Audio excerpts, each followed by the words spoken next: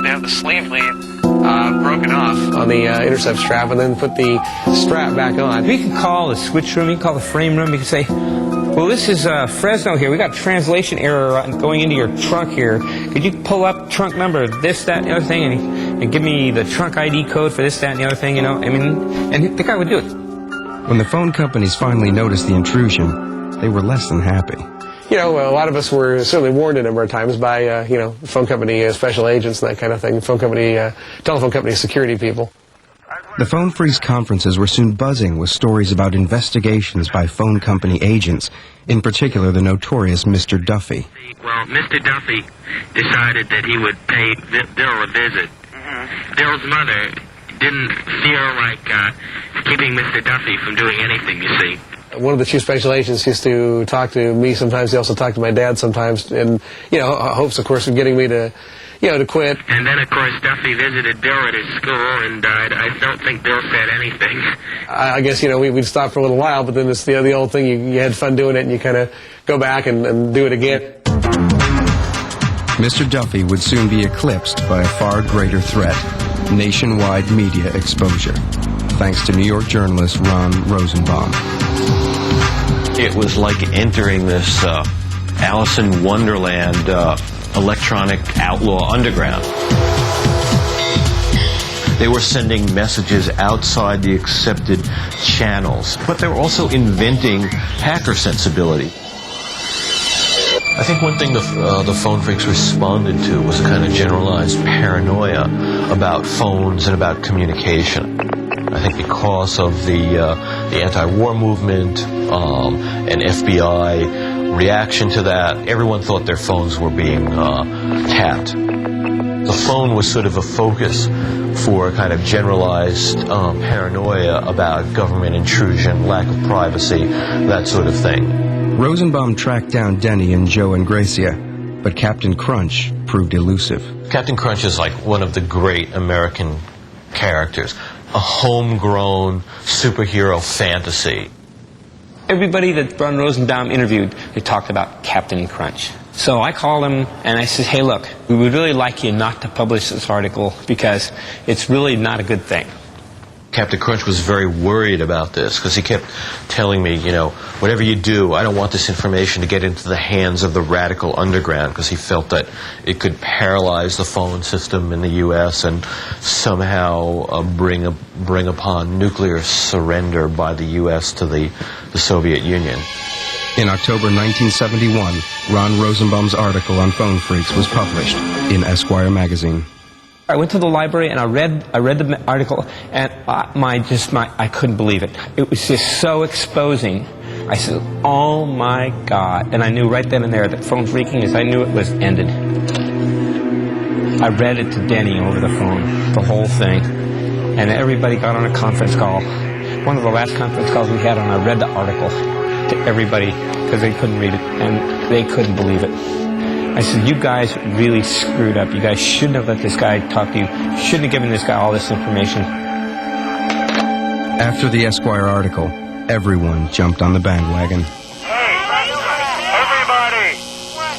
Whose number is 237-4059? These parasites piled on afterwards, mainly for the idea of stealing, in some cases, just like youthful vandalism. You know, hey, I'm doing something wrong, isn't that cool? But in other cases, for profit. In our accelerated program to catch phone freaks, which is more successful all the time, we find that we detect people who are businessmen. We find private detectives, stockbrokers, automobile dealers. We've even found some members of organized crime.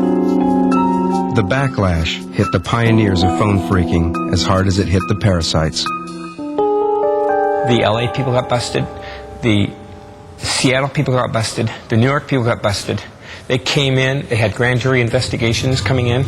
They came to visit me, gave me a search warrant, searched my place. Since I wasn't really as heavily into it as some, I just got like a 10 days in jail, 3 years probation. It was suspended. And of course, everybody that got busted had my number, and I was made the kingpin because of the article.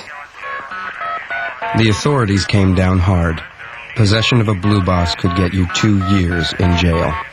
It was that one unlucky time that I just happened to have it. I get out of the car, right, and 3 cars went, one in front of my car, one in the back of my car, 2 in the side of the car, and the FBI agent just jumped and grabbed me right there. Captain Crunch was federally indicted for wire fraud and served a total of 4 months in jail. I was the black hat hacker, only for phones. I was like the bad, evil guy. Phone phreaking was dead, but not buried. A worldwide revolution in technology was about to explode, and Captain Crunch would be there to inspire a whole new generation of hackers. Hacking had begun as the playful exploration of the phone network, but this was all about to change with the invention of the personal computer, a revolution in technology inspired by the hackers themselves. Key to the whole revolution was a young engineering student called Steve Wozniak, whose world had been turned upside down by the Esquire article on blue boxing. It was the most amazing article I'd ever read. It was about engineers and technical people like myself outsmarting phone companies and setting up networks that nobody imagined existed. Wozniak was so enthused by the article that he set about building his own blue box. At first, I was just sticking some chips of my own design into a little blank board and soldering wires onto them. So when I got the blue box built, some of the tones were right and some were wrong. So we started looking for Captain Crunch. After his cover had been blown by Esquire, John Draper was trying to keep a low profile. He'd even stopped his occasional appearances on local pirate radio. Everyone said John Draper was Captain Crunch. So we put a call into the radio station. We asked for John Draper to call us. And they said, oh, he dropped out of sight right after the Esquire article. And we knew we had the right one. 10 minutes later, the phone rang. I said, oh my God, this is bad news. It was him, and he said he'd come up to Berkeley to meet us in the dorm. And I felt like, like if you were bringing the president home. I kind of walked into this thing not really knowing what was going on, and wanted me to show him how to use the blue box. He just built it.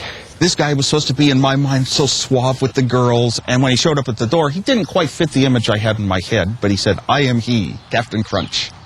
And I says, look, you guys, I really don't think I want to do this. He said, it's cool, it's cool. God, I felt like a hero. I said, well, I guess it'll be okay, because I'm in a dorm, and it'd be pretty hard to track any one person making this call. And Juan says, can we call the Pope? I said, I guess so. So I got the number of the Vatican, and we called the Vatican, and we asked for the Pope. And he said, well, the Pope's not available right now. It's like 4 in the morning.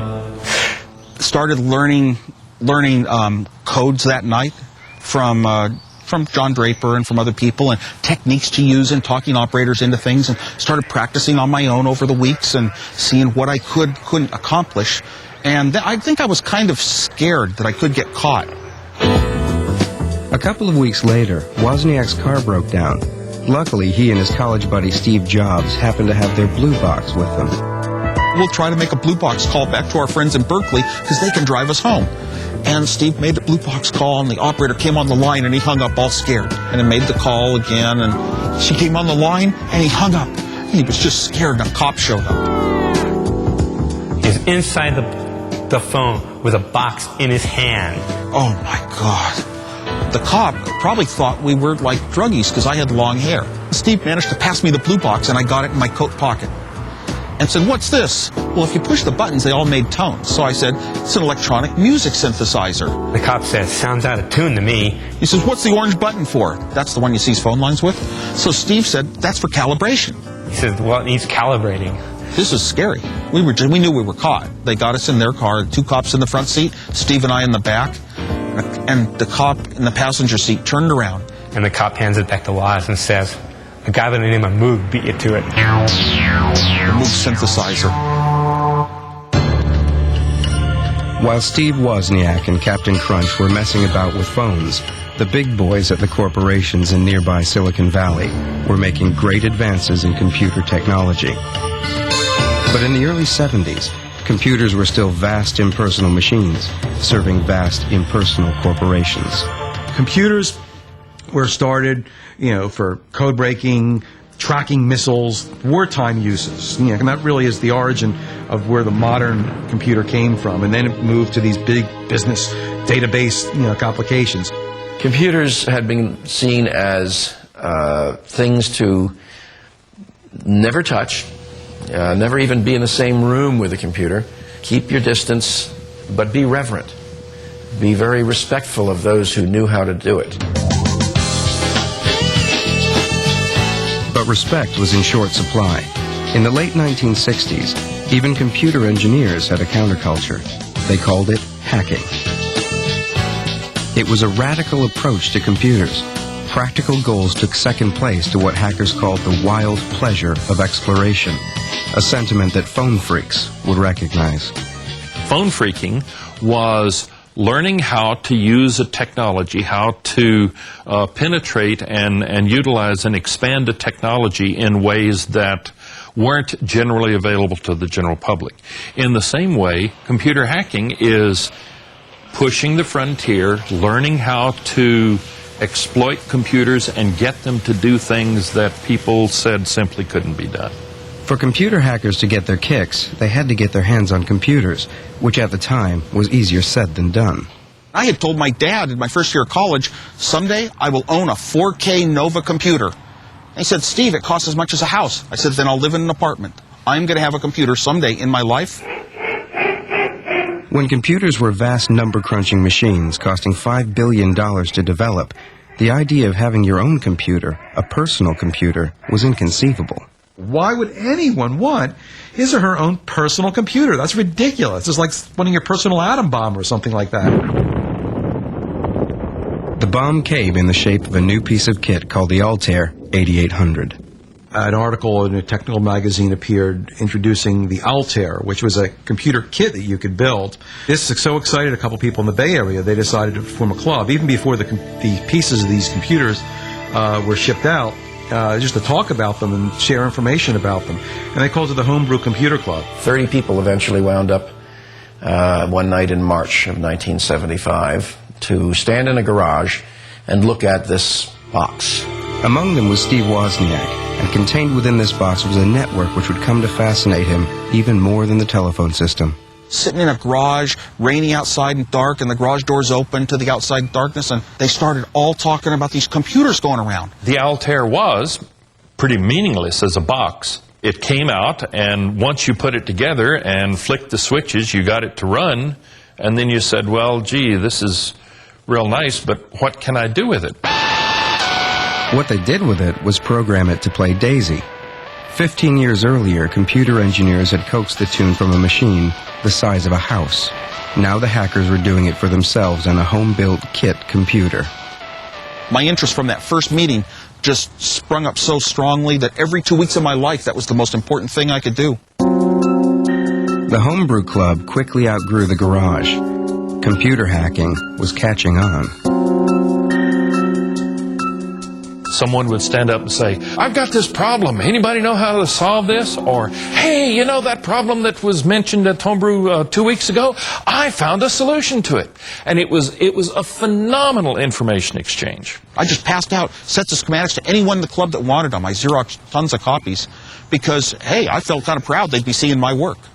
Lee Felsenstein, who became the moderator of the computer club, very consciously set it up, as a hackerish enterprise. Total sharing of information. It didn't attract high-level people who have been successful in companies, business types. Didn't attract real engineers. The hard engineer would be blocked by his feeling that I have to have permission in order to do what's never been done before. We were there because we knew that we didn't need permission. Hackers set out to achieve the impossible, to build their own computers. It was the lure of this was finally computer technology that you can actually have your hands on, you can actually control. Every time someone brought a computer, introduced a computer into the Homebrew Club, the first thing people would do is just rush up, take it apart, and learn everything about it, and just pester the designer with zillions of questions. How does this work? Where's that, pin go to that pin? What kind of bus is this? Driven by their fascination for exploring technology, hackers didn't really care what their computers might actually do. Nobody had a practical reason why they wanted to have a personal computer. There were some excuses made up, like balance your checkbook, or keep recipes or control things around the house. But almost nobody ever did that. That's function guilt. That's, well, I mean, do you ask somebody, well, yes, but what can you do with your model train? No, I play with it. I enjoy it. It's fun to diddle with it. It's fun to experiment. But out of experimentation came genuine advances. My head started drifting and thinking, and came up with a clever little trick that if I just took a bit of data and circled it around in a circle, it would, oddly enough, if I kept the timings exactly perfect and right, it would show up as color on a color TV. It's my belief that the really important things we have on the computers came from the hackers. The homebrewers made computers do unthinkable things. They played games and music on them. They created graphics and drawing programs. At Homebrew, hacking was enjoying its golden age. Steve Wozniak labored day and night in his garage to produce his perfect computer. Woz, I believe, qualifies as the greatest all-around hacker. He could design the hardware, he could design the software right from the pencil and paper level and make it go. If anybody ever looked at my circuit, they would start to see that, whoa, this guy doesn't just do straight designs like you're taught. He could see things that other people don't see, and make connections that other people don't make. What I love about hackers is that they have a different, maybe enhanced way of looking at the world to make those kinds of connections. Hackers would experiment with any hardware or software they could get their hands on, even if they didn't own it. But not everyone was into the idea of sharing. In 1976, the Homebrew Club received a stinging letter from another computer pioneer. As the majority of hobbyists must be aware, most of you steal your software. Who cares if the people who worked on it get paid? Most directly, the thing you do is theft. In what became a key moment in the history of the computer industry, Bill Gates wrote an angry letter to the homebrew people saying, wait a minute, I wrote this for money. You can't distribute this. This isn't free. This is work. Bill Gates' letter was a sign of things to come. Personal computers were about to become big business, as Steve Wozniak found out when his garage invention became the first Apple computer. In inventing the Apple I, he really didn't care about inventing a product. He just wanted a computer that would work the way he wanted it to, that had all the peculiarities to it and all the design features in it that a computer hobbyist would like to have. Steve Jobs, his high school buddy, who didn't do the hardware or the software, said, oh, hey, we could sell these things. And Woz says, well, cool, man. Wozniak and Jobs' new company quickly followed the Apple I with the Apple II. Woz's hobby computer was transformed into the hottest consumer product around. The Apple II introduced the idea that it was completely in a plastic case like a hi-fi or a radio that you bought. You just take it home and turn it on and it starts working. Assembling the first Apples by hand in Woz's bedroom, it had looked like a bit of a long shot. But the balance sheet at Apple soon told a different story. I got a phone call from Steve, and he said, guess what? I got a $50,000 order. When you're putting up a few $100 each, wondering if you're getting your money back, and he says he's got a $50,000 order, it is such a huge shake in your world. What? By 1982, Apple sales had reached over $500 million a year. But hacking and business were not compatible. The days of the Homebrew Computer Club were numbered. Maybe I went to a few more homebrew meetings, but pretty much it started becoming not the big thing in my life. The big thing in my life started becoming more and more Apple Computer, the company. Now I had to put, more of my full-time energy into things that were going into products being sold. With companies like Apple forming and becoming serious businesses, secrets became introduced into it. You couldn't tell your colleagues in the Homebrew Computer Club what your product plans were, what you were working on, because competitors might be there and they would say, oh, Apple's doing that, let's get a similar project going ourselves. I think it ultimately led to the end of Homebrew. The Homebrew Computer Club met for the last time in 1986, leaving behind not just Apple, but 23 computer companies founded by its members. Hackers could claim to have created the modern world, but it was a world in which they would no longer be welcome.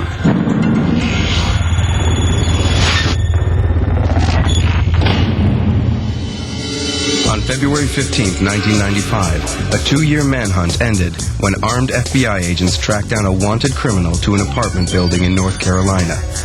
Hacking was about to become an outlaw profession. FBI, come to the door. I have a warrant for your arrest. About 1:30 in the morning, a knock comes on my door. And I didn't look at the clock, because if I looked at the clock, I wouldn't have even answered. Well, who is it? And they said FBI. The FBI had come for Kevin Mitnick, a 32-year-old hacker whose intrusion into other people's computers had made him public enemy number one. Mitnick was sort of in the wrong place at the wrong time for a lot of reasons. The internet was, starting to take off. There was more at stake at that time. And I think Mitnick, for the media and for some in the government, made a great scapegoat and was a great sort of boogeyman. 20 years before Mitnick's arrest, hackers had sparked the computer revolution. Members of the Homebrew Computer Club had wrested control of computers away from the corporations and put it in the hands of ordinary people. Kevin Mitnick was a child of that revolution. When I was in school, it was all about partying, smoking dope, going to drink, and stuff like that. And I was just really not into that, and I wasn't that socialized for whatever reason. And I would find hobbies that were, basically solo-type hobbies. For Mitnick's generation, there was a whole new electronic playground to explore. Corporations and government agencies were beginning to link up their computers. The telephone system offered a back way into these seductive networks. It was the network was the universe. Star Trek. You're going where no man has gone before. The computer network, the phone network, going where no hacker has gone before. He didn't have his own computer, and he started hacking at Radio Shack stores and actually was using the modems and the Radio Shack computers to break into computers in other places. The new generation of hackers took their inspiration from electronic outlaws of an earlier age, like the phone freak Captain Crunch. He was like somebody even that I looked up to because of his intelligence and because of his ability and his knowledge about the telephone system. Like the phone freaks, Mitnick employed a range of skills to achieve his hacks. Just as important as technical know-how was social engineering, the ability to wheedle or trick useful information out of unsuspecting employees. But Mitnick took things a stage further. At age 17, he and his friends bluffed their way past a guard into the headquarters of the telephone company and stole important technical manuals. It was like we were in the candy store, right? We wanted to read all the manuals to figure out how this whole system worked. The offense earned him a juvenile sentence. The phone company was just irked that somebody had the audacity or the chutzpah to go do this type of stuff and didn't care about their security procedures, and their security procedures were ineffective. Mitnick's arrest set the pattern for the future. Kevin kept getting in trouble. Kevin had this really remarkable ability to keep getting arrested. Mitnick wasn't the only one getting into trouble. NASA officials in Huntsville realized in late June unauthorized people had recently and repeatedly penetrated a computer at Marshall Space Flight Center. They were smart enough to, in effect, erase the log-in, log-out file. The hackers, as they call themselves, were not only smart, they were arrogant. They left messages on the computer, such as, "You can't catch me." It's almost like a biological thing. People are hardwired to be hackers or not to be hackers. And you can see it in kids. Some kids just take to computers as saying, oh my God, this is a way that I can finally express this part of myself. The phone taps led the FBI to the homes of 4 teenagers, all of whom attend an exclusive high school. That's where Michael Strickland says he got the NASA computer number. And it was listed on the list as a regular Huntsville modem number, which was obviously a mistake, but I just decided to give it a call. The term hacking began to become affected by people who weren't infused with a hacker spirit doing break-ins. There were these teenage computer break-ins that managed to get hold of passwords or use system weaknesses to get into other computers. It took a Hollywood movie to turn irritation into panic. All of a sudden, there's this movie that becomes a #1 box office hit of War Games, and that really glorifies the ability to use computers to break into these very powerful systems and almost start World War III. The meaning of the term hacker flipped overnight. A hacker was a pimply-faced kid who had enough savvy to attack a computer network belonging to a large military organization.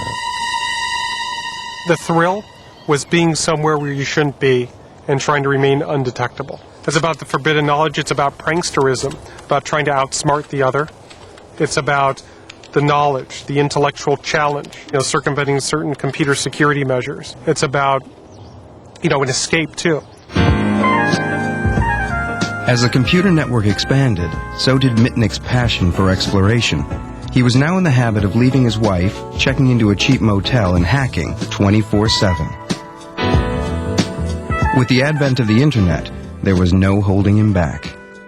To this day, the Internet is difficult to secure because it was really built to get those pieces of information moving around without encumbrances. And, it was built on open principles. You can't own the IP protocols that run the Internet, so everyone could use them.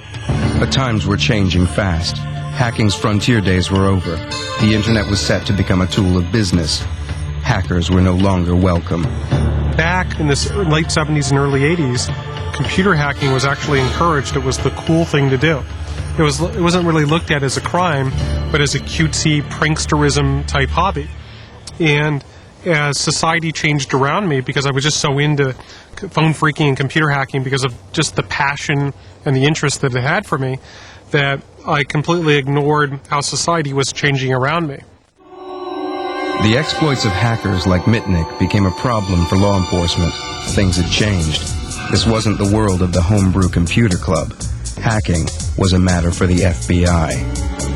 Cybercrime has gained a higher profile as computers and the Internet have become more pervasive, and we've gotten a lot more complaints. But this was a new kind of crime. There were no broken windows, getaway cars, or fingerprints. We've had to keep pace with not only the new technology, but the new innovative techniques of the perpetrators. Undeterred, Mitnick chose bigger and bigger targets. In 1988, he hacked into the network of computer giant DEC and copied details of top-secret software. Before long, the FBI were onto him. We opened an investigation into his theft of developmental operating system software from Digital Equipment Corporation, and he was arrested in 1988, pled guilty in 1989, and subsequently sentenced to federal prison time. DEC claimed the dark side hacker had caused $4 million of damage. In court, Mitnick realized just how frightened the world had become of hackers. I had a federal prosecutor walk into court and tell a federal magistrate that if Mr. Mitnick got near a telephone in the prison that inmates could use to make collect calls, that he could start a nuclear war. And I'm sitting there in court, right? I'm going, well, the judge isn't that stupid. The judge really believed a lot of the hype in the case and put him in solitary confinement. So he threw me into solitary confinement for 8 months based on some fear that I could start a nuclear war from the payphone. He had, I believe, at most an hour out of his cell during a 24-hour day in shackles. And Mitnick was extremely bitter about this. In 1989, after a year in jail, Mitnick was released on probation in order to attend a rehabilitation center for what the judge had called his computer addiction. Eventually, he was allowed home to his father's apartment, but he was a marked man. The phone company were monitoring all 3 of my dad's telephone lines at our apartment. I wanted to find out who was behind it all and why. So I figured out who the investigators were at Pacific Bell that had this equipment set up. So I went about collecting intelligence. And how does one collect intelligence? By intercepting communications.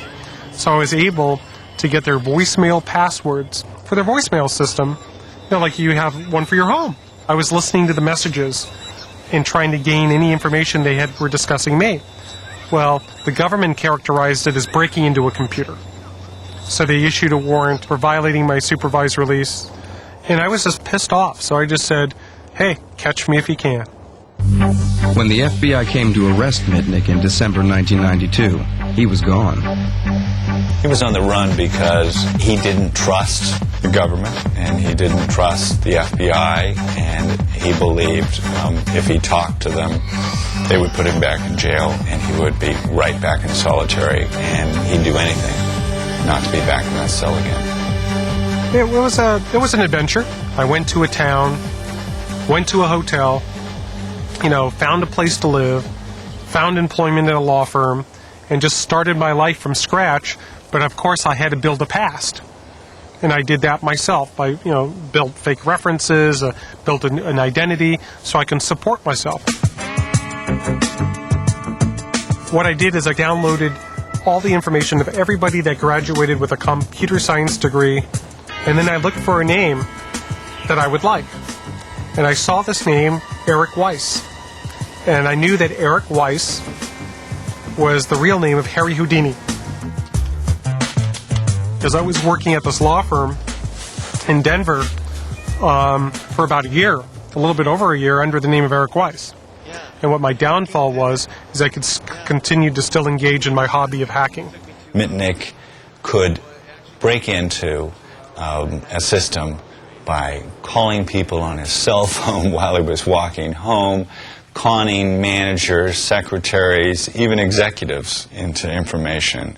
Kevin was systematically attacking the computers of some of the world's largest cellular telephone manufacturers, and he was stealing their source code. Mitnick was now hacking with a purpose, to keep one step ahead of the law.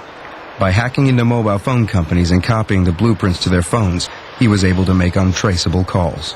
He was able to elude us by virtue of knowing the telephone and the computer systems well enough to know what could be figured out and how quickly it would take to do that. So he definitely played the systems well.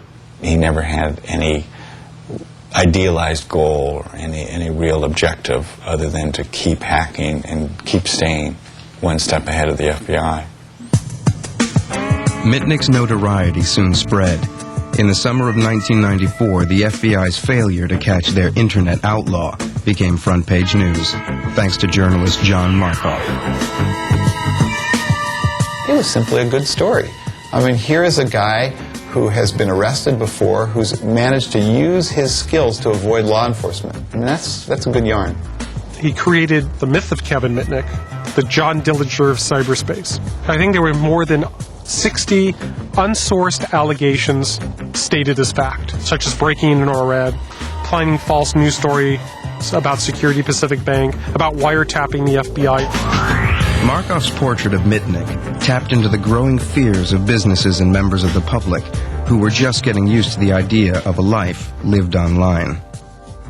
That was the time when the internet was being talked about, the World Wide Web was coming out, and people were actually saying, we can make use of this in our daily lives and in business. And if we're going to be using this in business, we're going to need to make sure that it's secure, because if I'm going to put in millions of dollars and I'm going to have customer information or company information available to anybody over the net, I want to make sure it's available only to those people who I want it to be available to.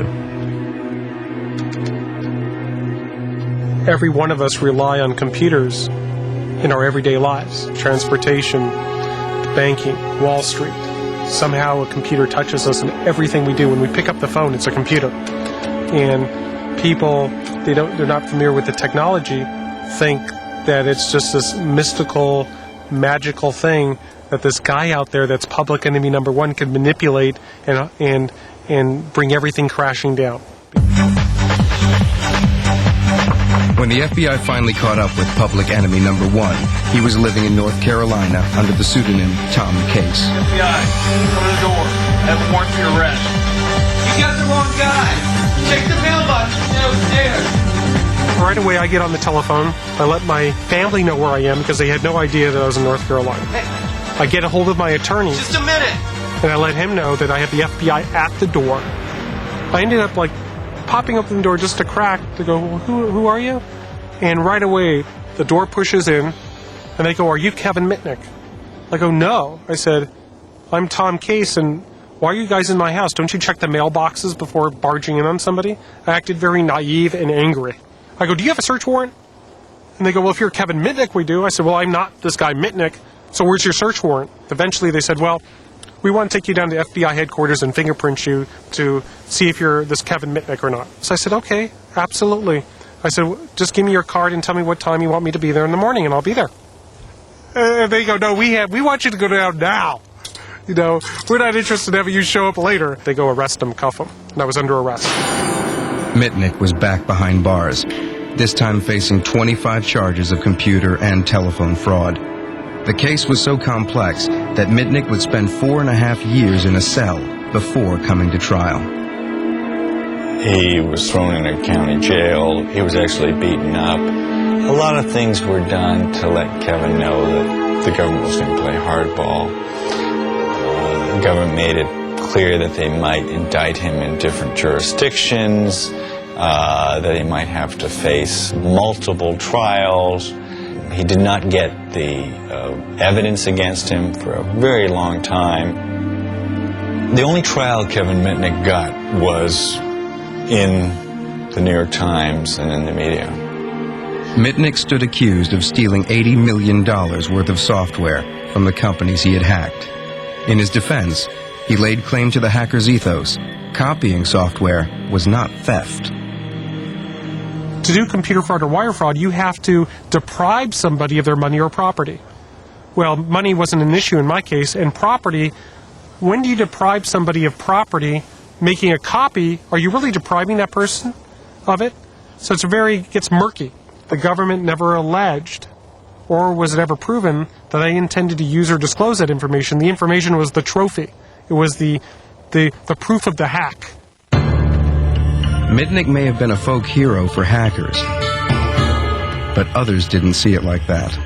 I think the terms of the game have changed dramatically, and the kind of moral justification you could make for hacking, in a sense, that spirit really resonated well with an earlier world, and I think it really is not possible to justify it today in the same way.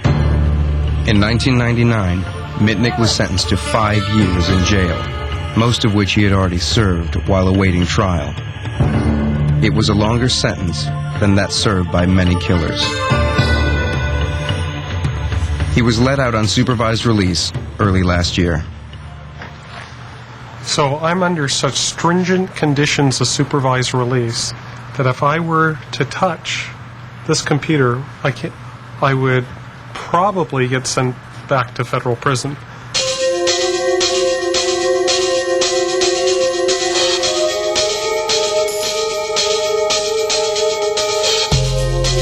Kevin Mitnick may be banned from computers, but he can get together with his hacker heroes, Captain Crunch and Steve Wozniak.